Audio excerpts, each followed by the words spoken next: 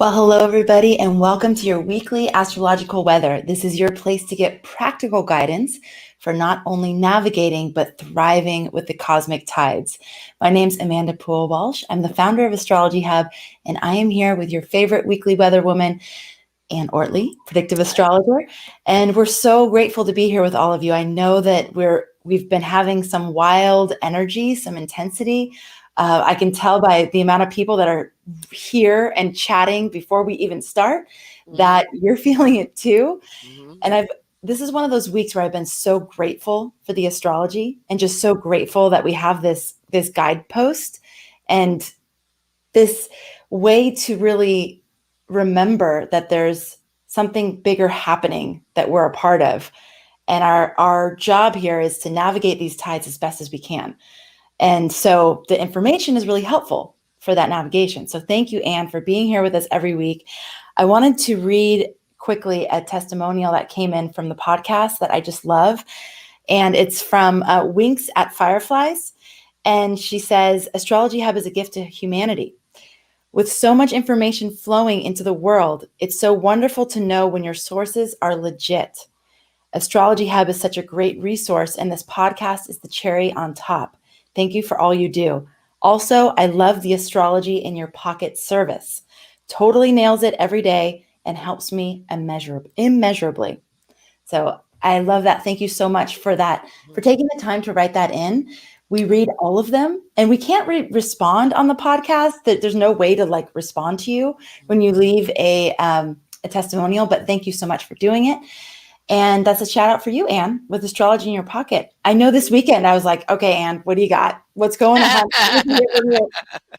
Well, and I got a lovely note this morning from somebody whose birthday it was, and she said, there was the wind. Yeah, 'cause yesterday my window was open and there was a huge windstorm, so I recorded it, and then afterwards I always listen to hear what it sounds like, and it was like the wind. So I said to Jamie, "Is that okay?" She goes like, "Yeah." So she wrote, "It's Saturn in air blowing on the sun," and I thought that was a great analogy because the wind is very big this week. So we're going to get a lot of messages and a lot of ideas and that flow of energy. So it's definitely it's a big week, and the next week too. So you basically want to just know your job is taking information, understand what it means to you, because Mercury has combust the sun, but don't take it personally, and understand it's their story, your story, what's your role in your story, and what are the choices you're making. So it's a biggie, and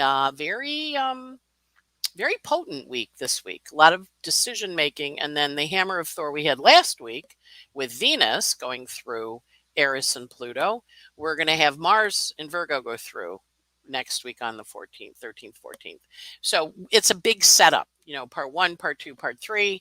And our job is to go, okay, I'm getting information I need to help me make decisions, because remember, this is the decision year. Uranus square Saturn. We're all being asked. So this week, Sun is going to go through that, and Mercury is going to go through the Uranus Saturn, and they're going to form a T-square, and they're going to illuminate, enlighten, and perhaps irritate, because it is oppositions and squares, but they're going to give you guidance. And remember, when the Sun is in Leo, he is in his rulership. So whatever information you get is designed to teach you, guide you, show you, rather than knock you down.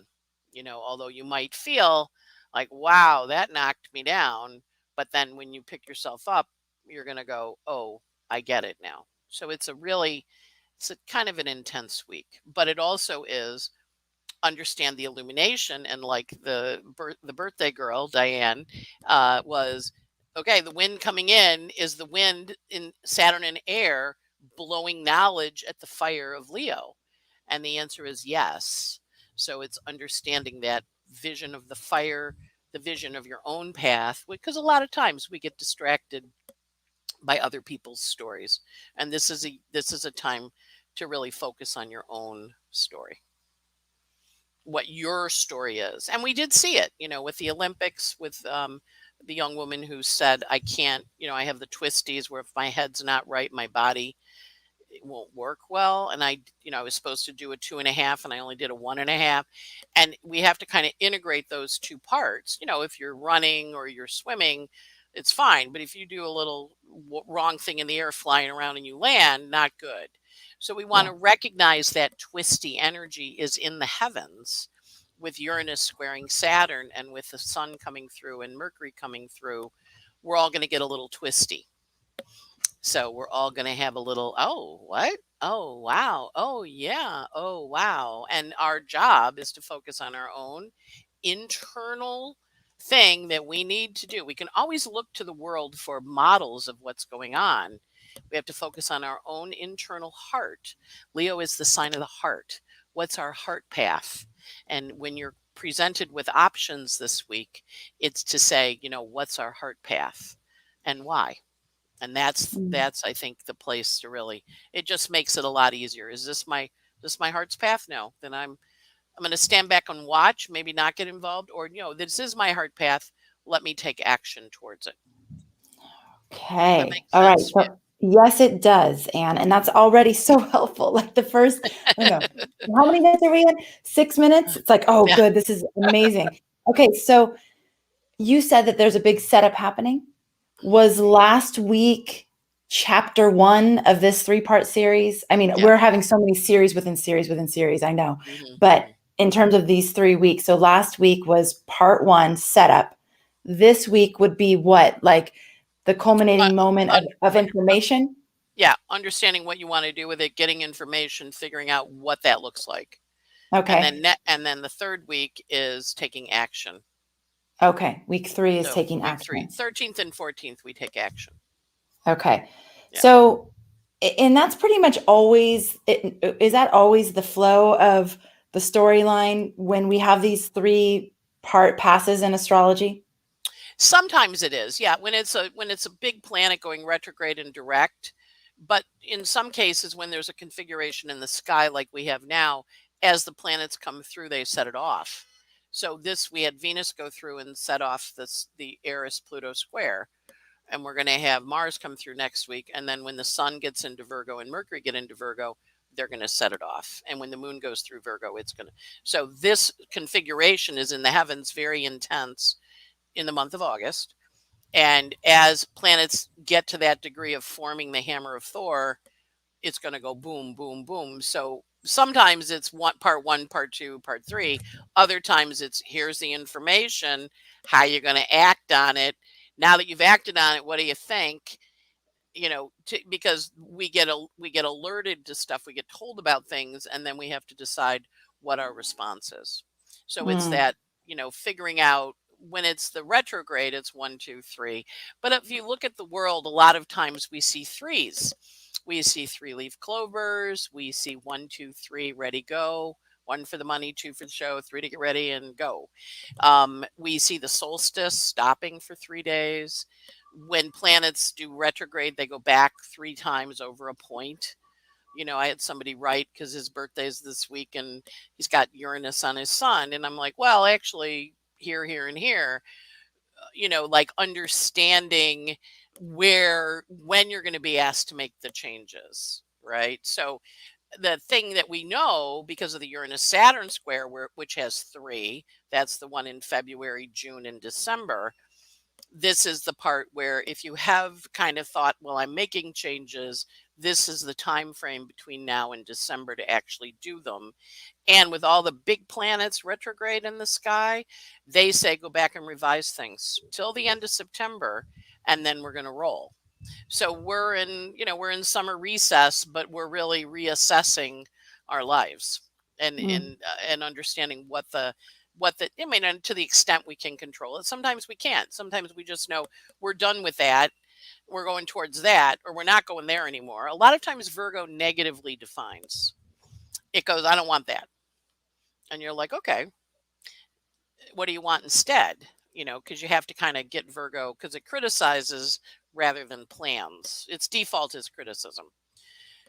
So when you get the criticism, you want to kind of go, okay, well, what's the plan to change that? Or how can I change that? And then Virgo engages in its higher form and it goes, well, you could do this, you could do that, you could do this. There's a whole host of things, So, but Virgo in its lower form is, rah, rah, rah, rah, rah, rah, rah. So, yeah, okay. So, Anne, question yeah, for you. Okay, actually, this question comes in from Kirsten, and I've seen it in several different places, so I wanted to ask. So we had the question, really wondering if this is a time to work through relational fallout that occurred through the Mars, Venus, Saturn, Uranus transits of a few weeks ago. Yes. I'm hoping for us staying together all. So the question is, is this the right time to really address these things, or is there a time that she should wait until? No, this is when you're addressing it, because when you use the word work through, we Right, hear Virgo, right? When we hear right. Leo, we go, oh my God, I see it. And the Virgo goes, and what's the work? Because Virgo Mm. comes after Leo's illumination. It says, so what's the work you have to do to harvest the crops? So when she says, I want to work it through. Now, partner may say, I don't want to work it through. And then you go, okay, what can I do? And then, but in that case, I would say, hey, until we get to the end of September, beginning of October, we're not 100% sure that things are dead. We just know they're in process, because Virgo is a process sign. Okay. So yeah. So, and a lot of people are losing things, relationships, jobs, bosses quitting, people leaving. It's a big change weeks, 3 changes, 3 weeks of big changes. And it's kind of shuffling the order of things, because Virgo planets want to change the shuffle. But then we recognize this is happening between the interface of 2 full moons in Leo Aquarius. Leo being, what are we here to equate? Aquarius being, what are we giving to the outer world? So the Leo Aquarius new full moon we had a week or two ago was at 1. The one that we have at the end of the month is at 29. And next week on Sunday, we have a new moon at 15 Leo, which is on a world point, sun and moon at Leo, and they're squaring Uranus in Taurus on a world point. So the changes that are happening in between these 2 full moons around what our heart's path is are really important for us to acknowledge and to say, okay, that's my heart's path. And I have to go towards that heart's path. The Virgo planets are simply adding in well, if you're going to do that, that's going to take some work. And you go, oh, really? And it's like, yeah, you just don't click your fingers and have it happen. Every good Virgo will tell you that. Do you know how much work that is? And the Leo planets are like, well, just do it. They get a little empirical or a little queenly or kingly, and they go, well, just do it. And you go, they have no idea how much work that is, because the Virgo knows all the components behind it. Right. What looks effortless when presented, there's a lot of stuff going on that's the compromising details. So this is when we're looking at the compromising details, what it's comprised of, not compromise in a bad way, but what is it made of to get the vision that we want to get. Okay, so one of the things I was thinking with Kirsten's question is, just taking in the information you gave us, is that she's going to get information. She needs to make decisions. She's also needs to keep in mind what is actually hers and what is another person's story. So see if she can do the Virgo thing and get detailed about what that all the is. facts, all the facts, Right? yep. But then also holding lightly to the whole thing, knowing that she needs to make decisions and take action right now. And we'll see how things continue to work out by September, October. Yeah. Yeah. But she doesn't need to be in a holding pattern over it. She needs to actually make decisions and take action. But then it may play out this way or it may play out that way. So holding lightly to the outcome of that. Holding lightly. Remember, the North Node's in Gemini, right? And Gemini offers us choices. And so while the node's in Gemini, which is for another couple of months, it's like, well, what's the choice you want to do, this or that? And part of, a lot of times, and we're human, we get attached to something or someone. And we think when they leave us that oh my God, what happened? They left, blah, blah, blah. But they got you to a place, right? And then where you got to, then they leave and you go, oh, and then you go, well, I got pretty far. And now I go to the next place. And so part of it is we're going to be looking at our partnerships and seeing how committed we are to them, how committed we are to our relationships and how committed we are to what we've signed up for, and then adjusting, because Virgo is an adjusting sign, and assessing and analyzing and figuring it out. And it may figure out, well, this is how we can make it work, or it may figure out the tomato's rotten and we have to throw it away. It's not, it doesn't analyze from a perspective of right and wrong. It analyzes from a perspective of usefulness. So is this useful to our soul's path? And sometimes it is, but if you're struggling to stay in a situation where both parties are not looking to stay, then I'm going to say it's probably bailing time. Because you have to have both sides willing to work together. Otherwise, Virgo drops into service mode and she does not serve her own greater good. She serves the other in a sacrificial way. And we do have to watch a little for that this time, because the Chiron is involved. And so we're like, I don't want to be alone. I invested so much time in this. And I remember having a conversation with someone and them saying, well, it was like a waste of 10 years. I'm like, no. It's not a waste of 10 years. It was a 10-year experience. And now it's finished, or it's finishing, and they had an experience.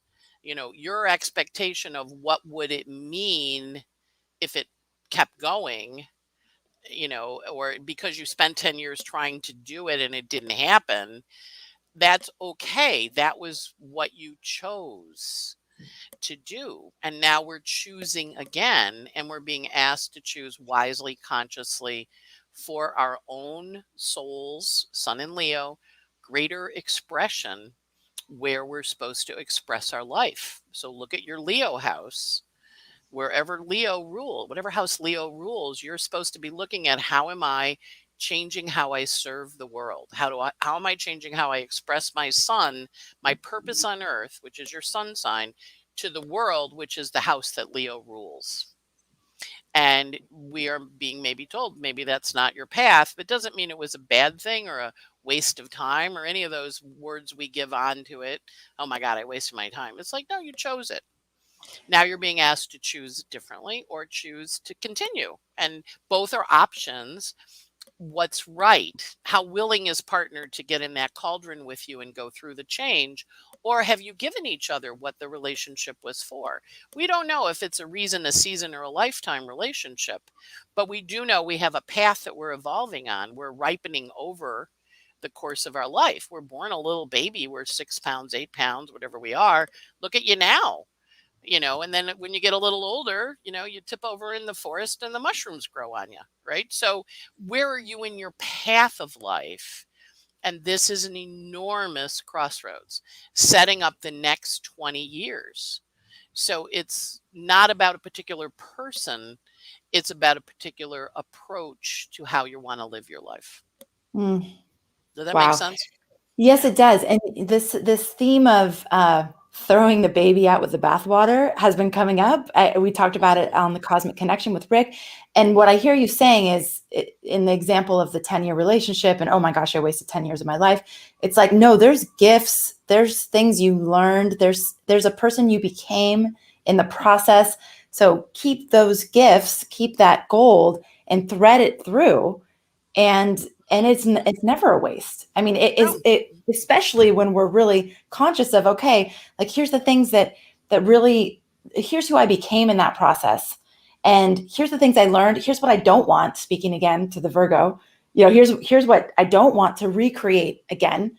And here's what was lovely. Here's what was great. I would love more of that, So I think that's helpful to keep in mind. It's also, we forget we have stages of life. Yeah. We kind of rely. I was reading one woman, sold her house that she lived in on the lake, and it represented where she raised her daughter and relationships and health things, and it was leaving a house going into a less maintenance thing. And people were commenting, they'd spent time on the house and blah, blah, blah, blah. And somebody said, well, you'll always have the memories of it because it was the memory thing you created, that was part of your life story. It doesn't go away, and it's not useless, and you didn't waste it. When you sit around going, oh my God, I wasted my life. Well, then stop sitting around and wasting your life.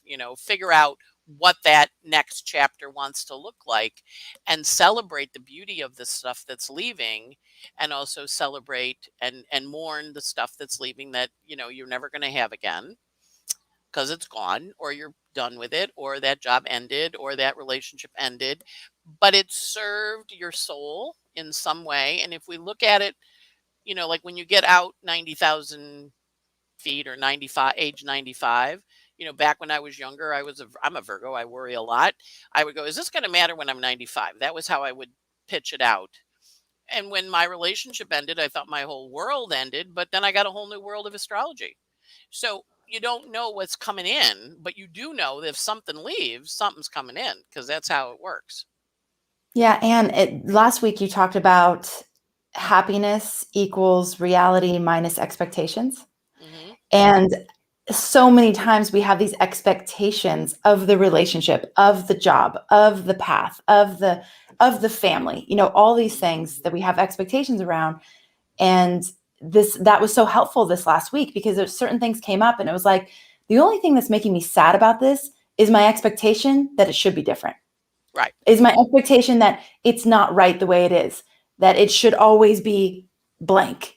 Yeah. And so I think continuing to remember that saying that you gave us last week, as we Hmm. continue to navigate this story, you know, what part of this is making it so uncomfortable or so challenging so many of the times is our expectation that it should be different. Right. Right. Right. Yes. And Yeah. the birthday girl who wrote in about the wind blowing on her son said she looks at it as reality divided by expectations, because our reality sits on top of our expectations. So rather than subtracting. And I thought, well, that's an interesting way of thinking of it. Like if my reality is 10 and I get divided it by 4 expectations as opposed to 100, you know, it totally shifts the reality. So I thought, well, that's a Yeah. way to think of it too. But yeah, I think it's so Mhm. true, because a lot of times we have an expectation of something, Yeah. and and we, you know, when we get there, it's different than what we thought. Sometimes it's better, sometimes it's worse. Sometimes what we thought would be terrific here wasn't, but there was this other thing there that was wonderful. So you know, when I went for my astrology reading, you know, my friends were like, "You're at a crossroads in your life. Go for a reading." I'm like, "Well, what that's going to do?" You know, please. And my little Aquarian Virgo judgy bit. And I went, and he, you know, and he knew all this thing about this guy I'd spent 14 and a half years with. And I was like, how do you know how to look at a book and numbers and know all this stuff? And of Yeah. course, my Virgo got triggered. I want to know how to do it. My Aquarius got triggered. Like, how do you do that? My Virgo got triggered because I don't want to make the same mistake twice. But it led to a whole other life, right? So sometimes we don't know what we're getting when we get it. The beauty of astrology is it says, hey, watch, this could be an important time, Right. because it points out something big's going on, you It's like know, the and highlighter on the page, or like the little yes, sticky yes, note on the yes, side yes, going, yes, yeah. this page is important. Pay attention. Yes. Mhm, mhm, mhm. Okay. And So, so Anne, when yeah, we have that, we know, okay, pay attention. So this week is a highlighter week, because Mercury and highlighter week. a highlighter week. Is a good analogy, Amanda. Mercury and the Sun are both going to oppose Saturn, and they're both going to square Uranus. So both of the big guys of change, who are changing our lives, changing our world, are going to weigh in, and they're going to say, yeah, the reason you're having this change, because all of us are having it, it's a worldwide change, started with the COVID, but we're all experiencing it. What is this worldwide change bringing to you personally? And so this week we get the personal part of it, where we're supposed to go, oh, okay, I'm done with that. That's done. Now what's next? What am I turning to look at? You know, and we want to think of Leo, like if you go to theater, the spotlight, you know, they spotlight the person, and then they spotlight the other person, and then they spotlight the third person. So when I was watching, Jennifer Hudson's new movie on Aretha is coming out, and Aretha picked her to play her. And so they showed an award that Aretha was winning, and Jennifer went in looking like Aretha, you know, with the white tailored pantsuit, you know, sleeveless. But in the video, they made her black and white, They took away all the color. And I'm like, oh, but back at the song she was singing was when there were black and white TV. And then they turned the color back. Aretha was in color. You'd cut to her in the chinchilla, and then you'd cut to Jennifer, and she's in black and white. I'm like, oh, that's because I watched it a couple times, right? Like, very interesting. And then Jennifer got the color turned back on. So we want to kind of think of the Virgo as the lines, right? And the Leo as shining the light and what you want to fill in. So get a coloring book out. Get that app for your phone where you can color in the flowers. Like, you want to kind of think of how you want to color the next chapter, because that's what the Virgo does. It does that analysis part. Whenever we look at really fine designers or hairdressers or makeup artists or people that really do those crafts well, they often have a strong amount of Virgo in them because they see the shade, the precision, how it works. That Virgo is that shade understanding. I understand that like little subtle change, what it does. And so that's this energy of this next couple weeks. Like, how are you going to shade your life?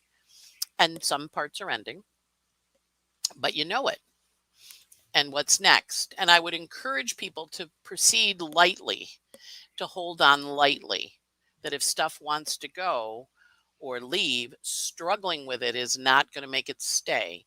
Bending yourself into pretzels, another Virgo thing. Virgos always sit all bent up, like curled up on the couch. Those people that put their knees around their head, Virgo. They don't bend your intestines. It rules the intestines. Don't bend yourself into knots. Look at it and say, what am I invited to? What am I being invited to? Okay. So, Anne, what's the theme? What would you encapsulate this as? Illumination. Illumination. Illumination with a little bit of, oh my God, that was going on. That's the Uranus weighing in, because he's on the world point, and he's squaring the new moon on the world point. So we're going to have a, oh my God, that was going on. So it's big. Yeah. Okay. And when you're saying on the world point, that means something collectively. I mean, although a lot of what we've talked about has been very personal, because it sounds like we're getting, what I heard you say is that we're getting more clarity on the personal storyline and the decisions we need to make based on what was kicked into gear last year. So last year, 2020, huge events, life is changing globally. And this period of time, these 3 weeks in here, we're getting a lot of information and decisions and actions made around our personal contribution to it and or our personal choices in response to it, right? And going forward.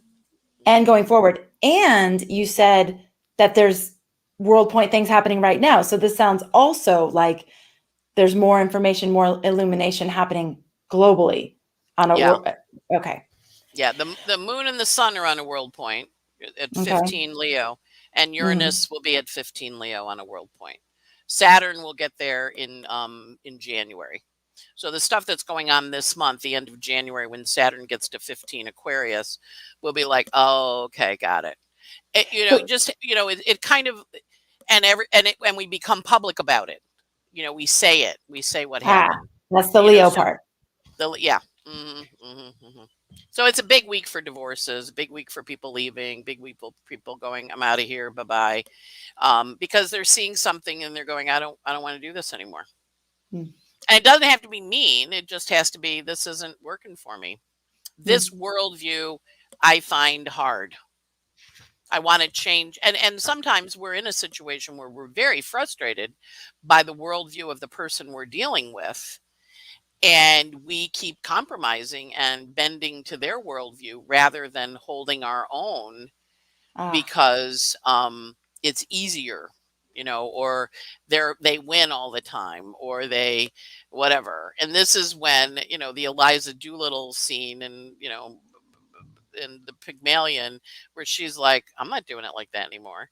I have passed you. I understand it. I get it. I went past you here. And that's okay. That's what we're supposed to do. We're supposed to evolve. And sometimes people don't want to evolve. They want to stay stuck. They like being stuck. So if they like being stuck, you can't get them to change. But if you continue to enable them, they will stay stuck. And what's happening is a lot of people are going, I don't want to do that anymore. I want to go do my own thing. And my thing looks like this. No regrets. No Ah, regrets. Just, I want to go do my own thing and it looks like this. And if you want to come with me, that's great. And if you don't want to come with me, that's fine too. I'm good you know, either way. You so I will, and even if you're not sure, you will be good either way. Yeah. you will be good either way. That's so good, Because, and to well, because remember. the sun and Mercury are in Leo. So they're saying, hey, this is your path, babe. That other stuff is nice, but that's not your path. And if Mhm. you think, oh, I've wasted my whole life doing something, then I'm going to say, well, maybe you need to change it. Because now Yeah. is the time when the universe says change is here. You do not have to continue to do it the way you have always done it. Uh, yeah, Katie says that is exactly what happened with a 23-year friendship I had came to an end a few weeks back. I was thinking of the same thing as you were speaking. There's so many friendships, family relationships, and ties that are ending.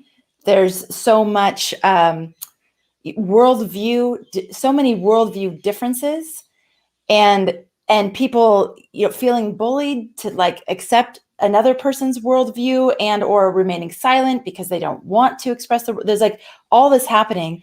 And what I have a friend who was going through this with a friend, and I saw the texts that were going back and forth, and I was like, oh wow, I mean, that's hard, that's harsh to hear. And what is your truth? Like, what is your truth? And is it okay for you to walk away from this? Like, I know this person's been in your life for a really long time, and this is definitely a crossroads for you. Like, you can either just accept that you don't see the world the same way and just accept that, Hmm. if the other person's willing to accept that about you, or you need to leave. You need to make a choice to be in other energy that is more supportive of the way that you want to live your life. Hmm. So this is happening all over the place, and All it's over. really Yeah. hard for us because we love these people, these the people that have been in our lives. Like, but again, I think sometimes it comes back to this expectation thing. Like, just because I've been friends with you since college, or just because you're my sibling, or you're my parent, then it should be this way. Right. So again, we're bringing these expectations of what it should be, and that's making it even harder for us to accept the reality of where it's at right now. Hmm. And it's okay. It's also when you look at something and you realize this has been a pattern for years and years and years, Yeah. the dynamic that was set up, the sun and Mercury and Leo go, I don't want that dynamic anymore. And the Mars and Virgo answering to Mercury in the sign of the sun go, I want this dynamic. I want a difference. And so and I would just say negotiate with kindness, negotiate with Yes. grace. You don't Yes. have to, I mean, but with the hammer of Thor, you might feel like swinging a hammer and knocking them off. There's knocking them out, knocking them out because you're, but the better way to handle it is to go, okay, I get it. My reality is this, their reality is that. And my reality is my reality divided by expectation. What do you have to do to make yourself happy? Or subtract expectation? What, Mm, what is happiness? And remember the Constitution, or not the Declaration of the pursuit of happiness. mhm, Will that make you happy? mm, And sometimes the answer is no. It'll never be happy. And then it's like, okay, go carry that grudge. Or other times it's like, what would make me happy is really not to have to deal with this again. Well, then put it down and mm, let it, every time it pops up and you start going, that little gerbil brain in your brain, say, I thought we were putting this down. Put mm, it down. Remind ourselves that we have choice, which we forget because Virgo is the sign of habits. So it's a great time to break habits because Virgo's forming hammers of Thor, saying break that habit into a million pieces. It's also a great time to look at our habits and understand them, our habits in relationships, our habits in how we react to people, because we're having Uranus square Saturn. We're wanting to change our structures.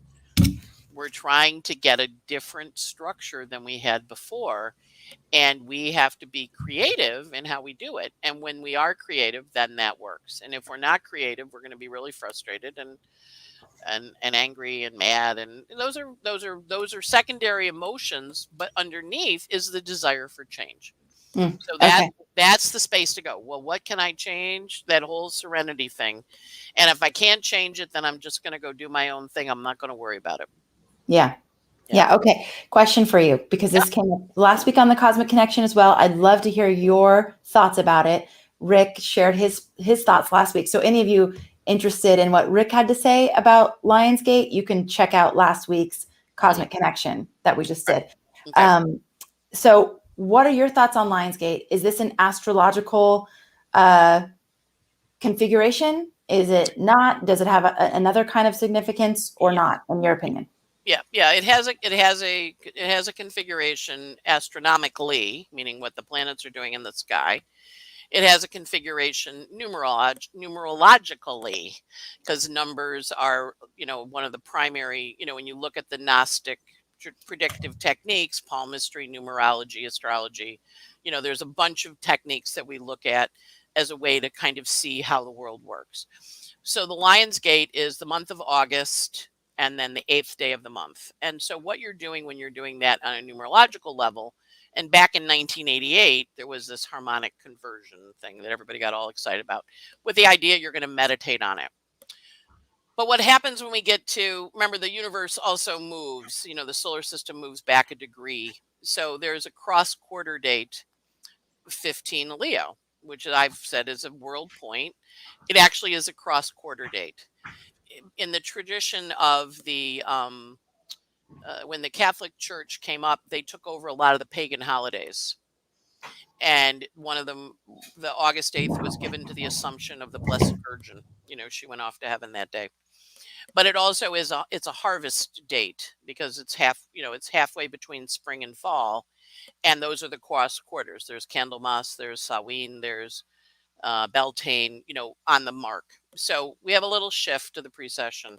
So we're looking at a date for manifesting. And if you think of it as it's the sun's date, the sun on the world point. Now, in this case, it is actually going to be on the 8th. It's going to be at 15 on the 8th.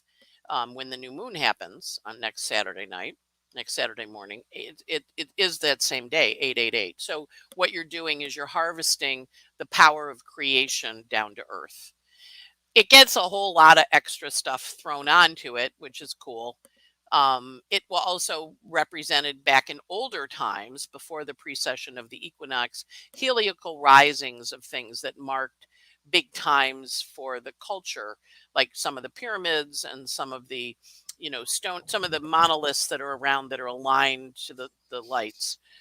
It marked, I believe, Sirius's rising. It also is the Pleiades meteor out showers. So it's a great time to get out on a dark night and watch the shooting stars. And so that mythology of a shooting star is a wish come through, or your relative checking in with you, which is similar to what we have on the Celtic New Year on Samhain on December, the Halloween, right? All Saints Day. Again, a Celtic New Year taken over as All Souls Day by the Catholics. So a lot of time, but they're all based in agriculture.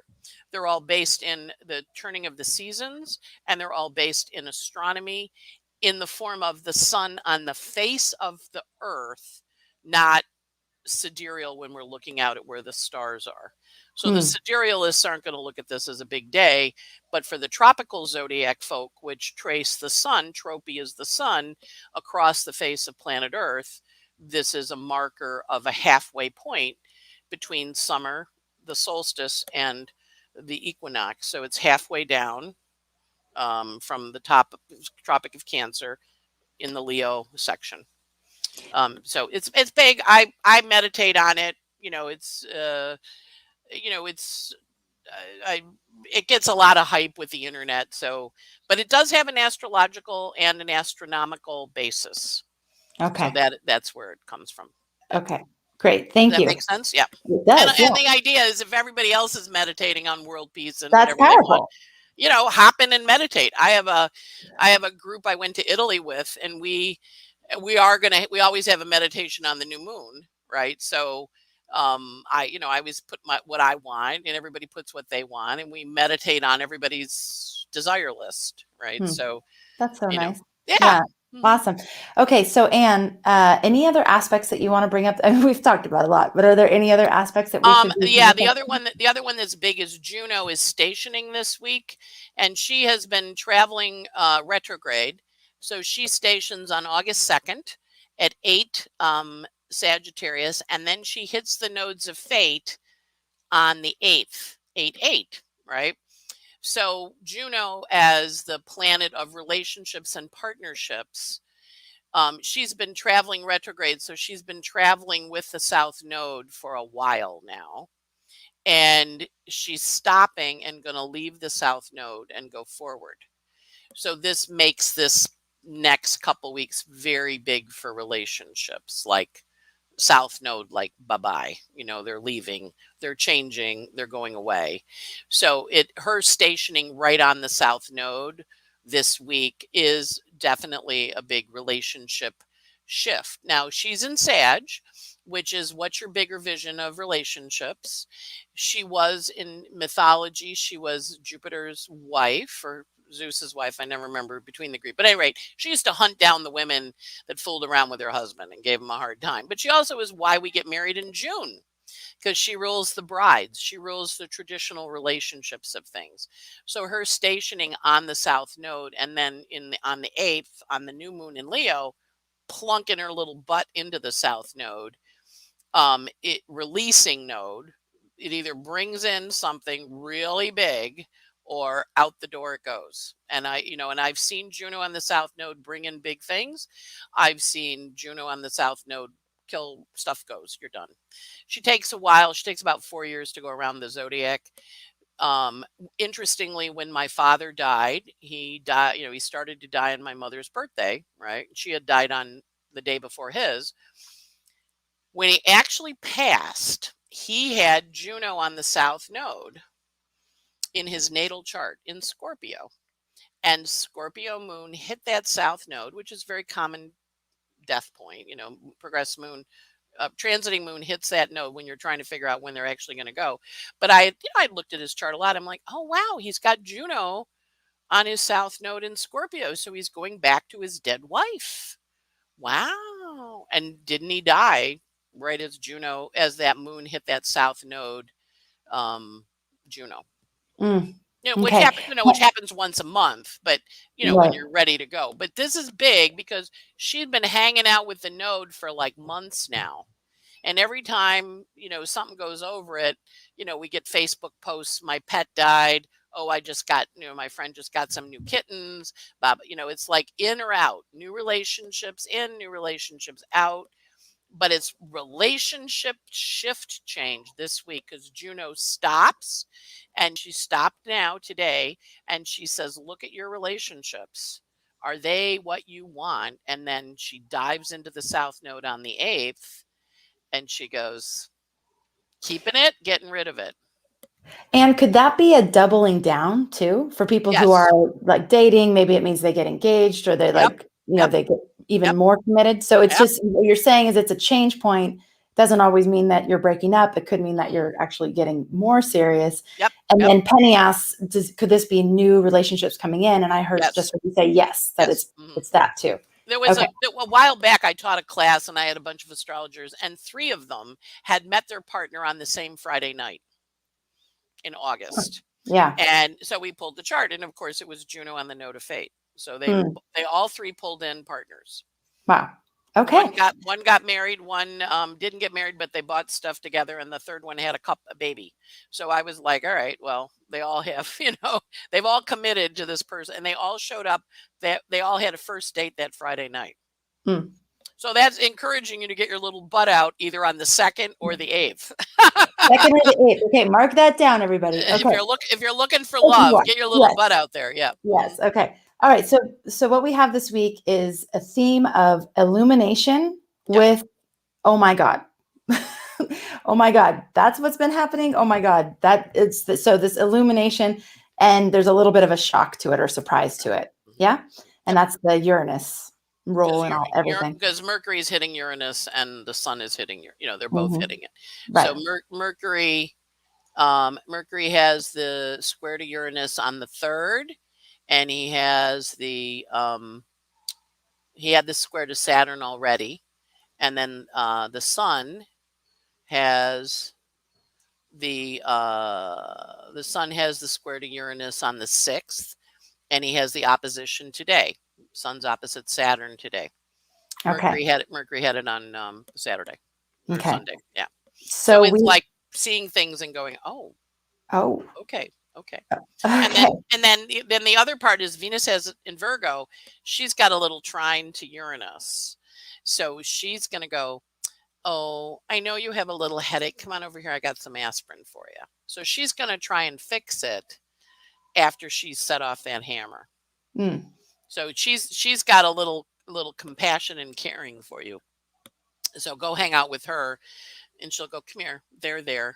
That's It'll be nice. okay. That's nice. She looks so beautiful in the right In after the sunset sky, sky I right now. know. So go check her out if you're looking for some compassion and some softness. Maybe just go hang out with her for real. Yeah, Okay. because Venus wants to go there and make you feel better. Okay. And So yeah.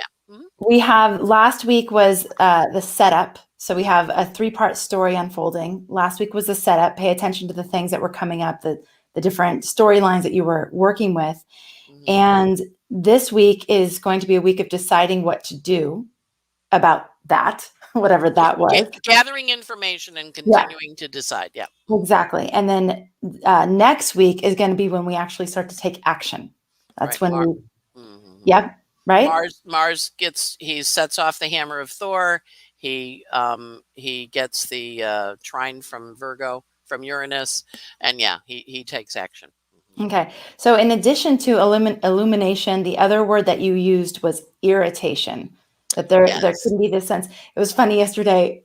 My daughter's like, "Mama, what's wrong?" I was like, "I don't know. I'm just kind of irritated. Like I'm just irritated. Everything feels irritating." So we might have more of that. Yeah. Mhm. All Well, right. that's the Mercury. That's the Mercury Saturn. You were like annoyed. Yeah, you're the moon. No, your moon's in Gemini, so everybody was annoying you. Well, and there was nothing in particular. It was just like Yeah. I love when Rick talks about the mosquito in the tent. It felt like Yes. that. It was just like the mosquito in the tent. It was like, I'm just kind of irritated. Mhm. Nothing specific. Right. Okay, so wind blowing through, like we can keep this image of the wind blowing through, and that's knowledge. Pay attention to where you're distracted by other people's stories. Yes. There's a twisty energy to the week. So some twists and turns, some ups and downs. As this is all happening, focus on your heart, on what you want. What is your heart's path? Right. So there's a lot of options potentially, but what is your heart path and why? So be cluing into that. Right. We're going to be revising things until the end of September. We have the Lion's Gate, which is 8/8, which is an opportunity for you to do some manifestation, some meditation. This is a harvest time. There's a lot of creative power if you want to tap into that. We have the Virgo energy is still really strong, and this can be basically showing you what you don't want.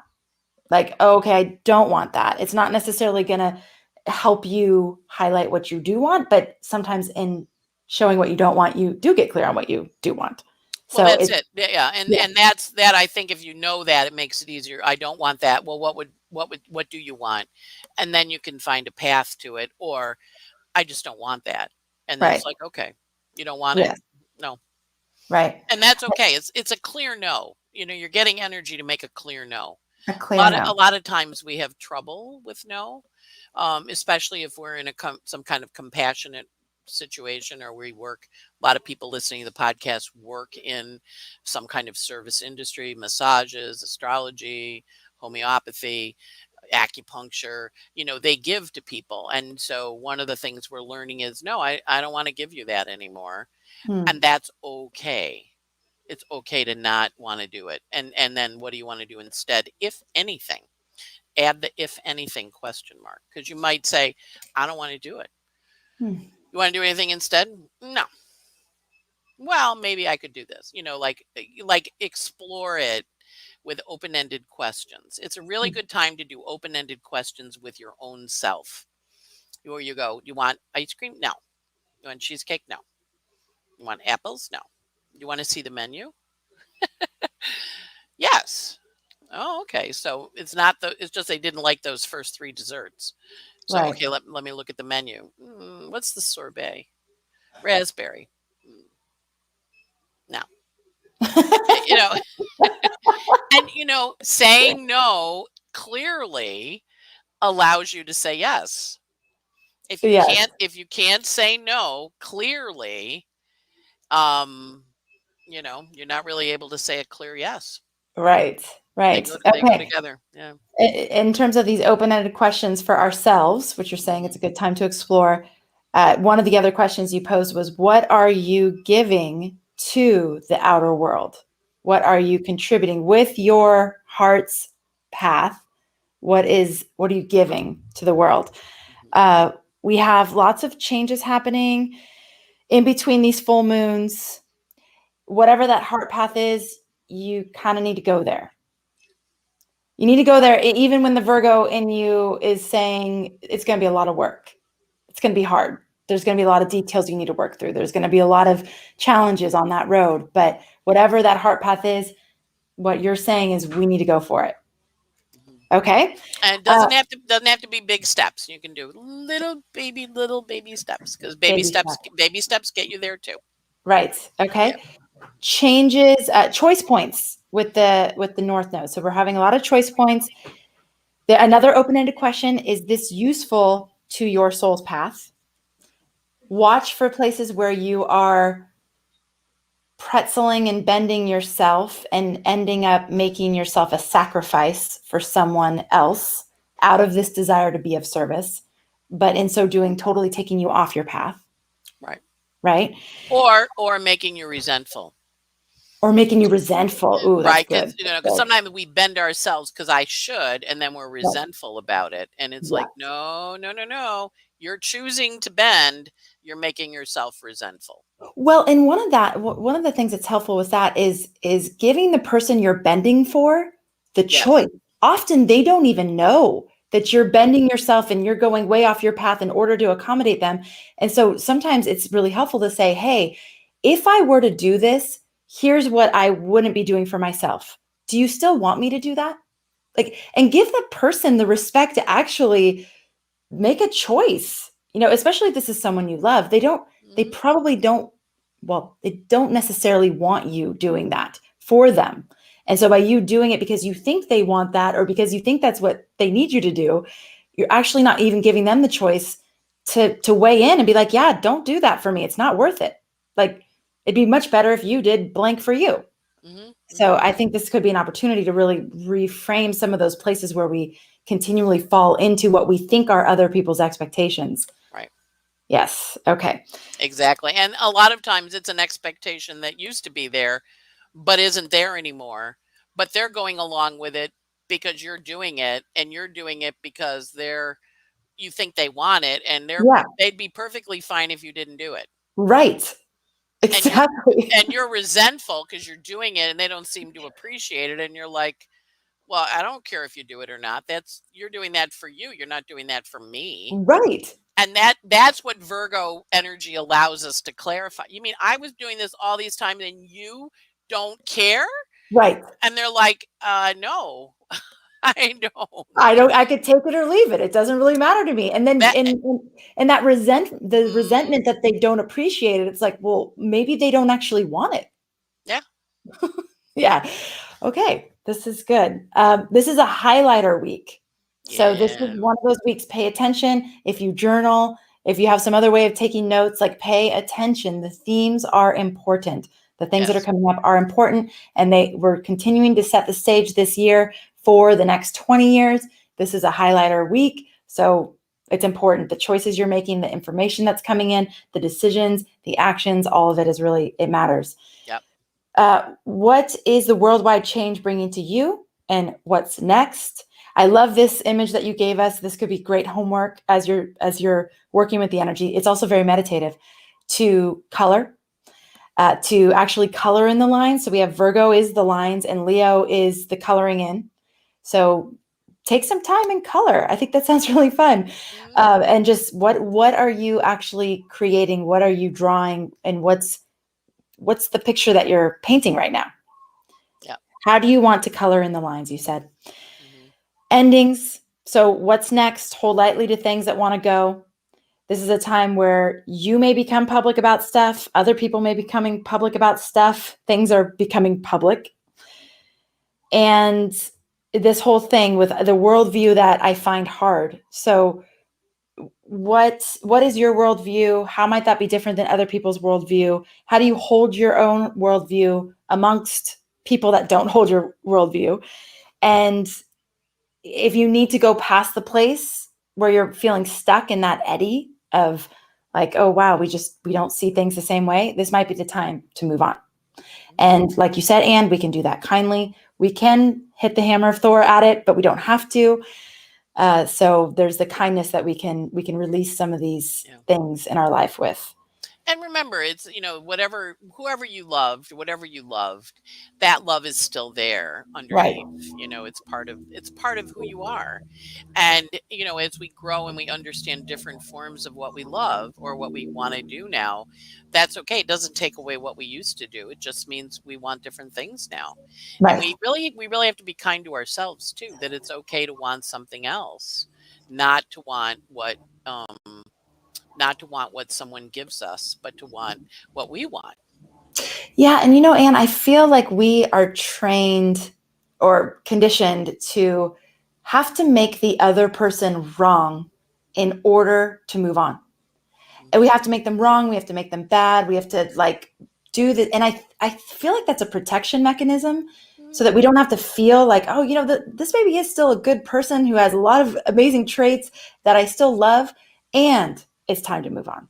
And so I think noticing where it's like, oh, well, that's a bad person, just putting them into a category so that you feel like you can move on. It's like, well, maybe it doesn't have to be so extreme. Maybe it's just hey, we just don't resonate anymore. We just don't resonate. And that's okay. It doesn't make them bad or wrong. No. And sometimes what you came together to create is finished. And that's okay, because then that was the purpose of the relationship, was to create that. Yeah. Because that's why you came together. So one of the things I did, we buried my dad last week. And one of the things I did, I hadn't looked at their charts in a really long time. I pulled them up and they both had Ceres on the South Node. So there was a Ceres node connections, which were very much about, we're going to make kids together. And we're going to raise and grow things together, which is what their life was. My sister, the last call my mother got was my sister had a job, and she said to my dad, we raised them. They're done. They're all gainfully employed, educated, out of the nest, and we did it. We did it. And that was her job with him. So, so that's the other part. Use the astrology to help you understand what your job was with the person. Because then when that job is finished, then there's a natural transition time in the relationship that the chart will show you.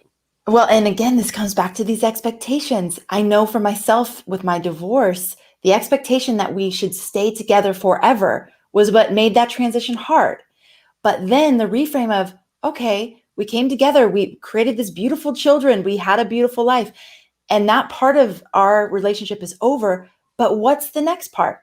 So now we're co-parenting, we're friends. He's like a brother to me. And it's like, wow, it just evolved. It changed. It doesn't mean that the thing was a failure. It just changed.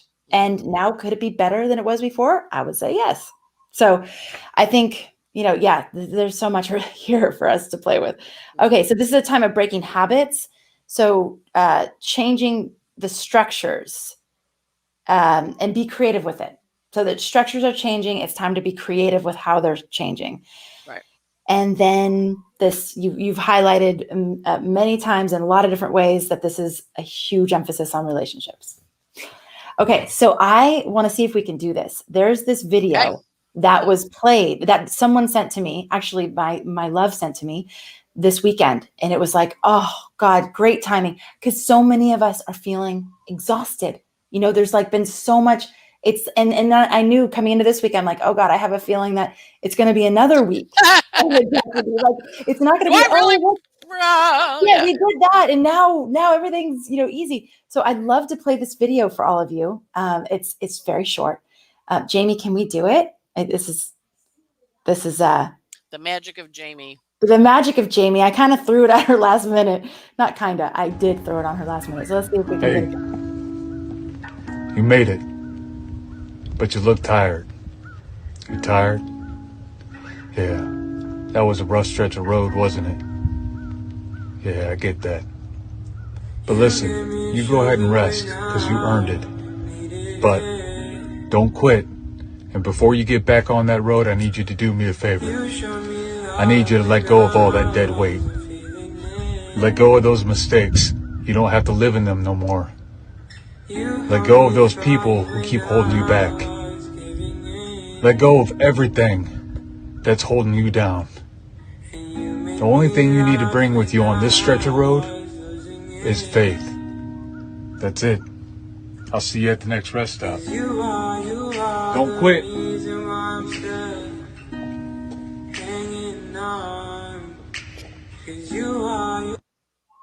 Well, that made me cry. I know. Oh my God. I was just like, you're really tired. I'm like, I am. Yeah. How did you know? How did you know I was so tired? How did you know I've been carrying all this stuff? Yeah, I know. And I just love that he's just such a man, he just, and he comes up and it's like these big arms. You're just like, oh, thank you. Oh, I'll see you at the next rest stop. See you at the next rest stop. And I'm not going to quit. We're going to keep going. So that's for all of you out there. I know we come here and I'm sure there's times where you're like, oh, please tell me that it's going to be a light week. Please tell me. And it's not, and we can do this, and rest and take care of yourself. All those good things that we've been talking about, just give yourself that permission. And like, if you want to just lay on your bed and stare at the ceiling and do absolutely nothing, it's okay. It's okay to give yourself that permission to do that. So, all right, couple things before we sign off. We have Rick's chart reading course, a chart reading extravaganza starting this Thursday. So he's going to be doing live chart readings for 2 students every Thursday in August. And he's going to be instructing you. He's going to be saying, I see this in the chart. I'm saying this to the client. And here's why I'm saying it. Here's the configuration in the chart. Here's the aspect I'm looking at. Here's why I'm even highlighting this. Here's why this is important to look at. So if you would like to watch Rick do live chart readings in a very instructional way, and this is none of it scripted, so it's all going to be on the fly. And he keeps saying that's where the magic happens, and we never know what's going to happen. The person's going to be there giving feedback, saying, yeah, that's true, or no, that's not true, or yeah, here's the story that goes with that. So if you'd like to join us for that, it's going to be really exciting. This starts on Thursday. So it's astrologyhub.com/charts. Check it out. And that'll be fun, right? Someday we got to do that with you. I'm game. I'm game. Okay. I'm game. All right. And then for those of you who have not yet opted in for Astrology in Your Pocket, this might be a really great time to do it. This is where you're getting feedback. You're getting live transit alerts via text or email, depending on which service you sign up for. And so you're getting to know what's happening. So we talk high level on this call every week. But then as the things are happening throughout the week, you'll get alerts about that. And you get a daily audio from Anne. This is one of the best parts. And even if you don't listen every day, even if you only listen on the days where things are hard, it can be so just supportive to have Anne saying, here's what's going on. Here's why things are feeling the way they're feeling. So if you want to check that out, you can. There's no contract. And it's astrologyhub.com/pocket. If you're in the US or Canada and you want them via text, astrologyhub.com/pocket. If you are international and you would like to receive them, the only option we have right now is email. And you can do that through astrologyhub.com/pocket email. Is that right? Please, Jamie, confirm. astrologyhub.com/pocket email. And that's for international and or if you prefer email. All right. Sending you a huge astrology hug, everybody. Thank you so much for being here. Thank you for tuning into this episode. And thank you, as always, for making astrology a part of your life. And thank you so much. You're the best.